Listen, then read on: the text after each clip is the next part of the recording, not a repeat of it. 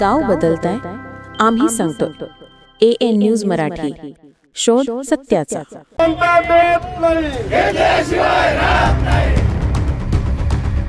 शिक्षकांचा जिल्हाधिकारी कार्यालयावर मोर्चा, मागण्या मान्य न झाल्यास बेमुदत संपाचा इशारा.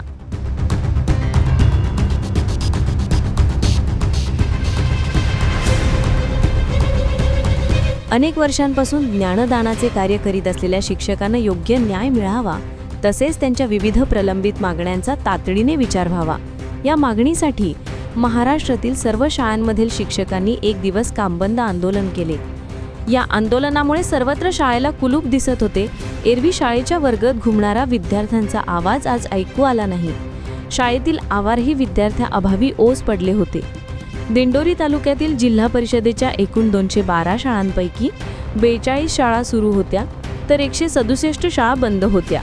एकूण 905 शिक्षकांपैकी 818 शिक्षक कामबंद आंदोलनात सहभागी झाले, तर 75 शिक्षकांनी आपले ज्ञानदानाचे काम सुरू ठेवले. मागण्या मान्य न झाल्यास बेमुदत संपावर जाण्याचा इशारा देण्यात आला. शिक्षक संघटनेच्या वतीने हुतात्मा अनंत कान्हारे मैदानातून भव्य मोर्चा जिल्हाधिकारी कार्यालयावर काढण्यात आला. संघटनेच्या वतीनं जिल्हाधिकारी आयुष प्रसाद यांना निवेदन देण्यात आले.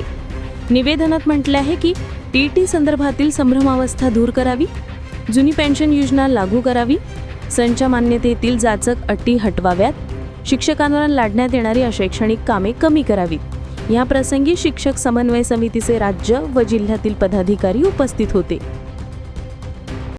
5 डिसेंबर 2025 संपूर्ण महाराष्ट्रभर शिक्षक आक्रोश मोर्चा काढतायत. त्याचं कारण सर्वोच्च न्यायालयाने दिलेल्या निर्णयानुसार सर्व शिक्षकांना 2 वर्षात TET बंधनकारक करण्यात आलेली आहे आणि या माध्यमातून TET जाचक अट रद्द व्हावी यासाठी सर्व शिक्षक रस्त्यावर उतरलेला आहे. 25 वर्षापासून ज्ञानदानाचं पवित्र काम करत असणारा शिक्षक आत्तापर्यंत पात्र होता. 2013 नंतर सर्वांना TET ही बंधनकारकच आहे, पण 2013च्या आधी ज्या लोकांनी निवड मंडळ असेल, दुय्यम सेवा निवड मंडळ असेल, या माध्यमातून आपल्या नोकरीवर जे जे काही शासनाने नियम निकष लावले त्या पद्धतीने ते पात्र झाले आणि त्यांनी आत्तापर्यंत 25-30 पिढ्या घडवल्या आणि आत्ता शासन म्हणते की शिक्षक अपात्र ठरणार जर 2 वर्षात तो TET पास झाला नाही तर तो अपात्र ठरणार. हा कुठला नैसर्गिक न्याय आहे? पूर्वलक्षी प्रभावाने हे सर्व चालू आहे. हे रद्द व्हावं यासाठी संपूर्ण शिक्षक संघटना रस्त्यावर उतरल्यात, संपूर्ण शिक्षक रस्त्यावर उतरलेला आहे आणि यापुढे जर ही जाचक अट रद्द करण्यात आली नाही तर यापुढे तीव्र आंदोलन छेडलं जाईल अशी सर्वसामान्य शिक्षकांची भावना आहे. AN news Marathi, Nashik.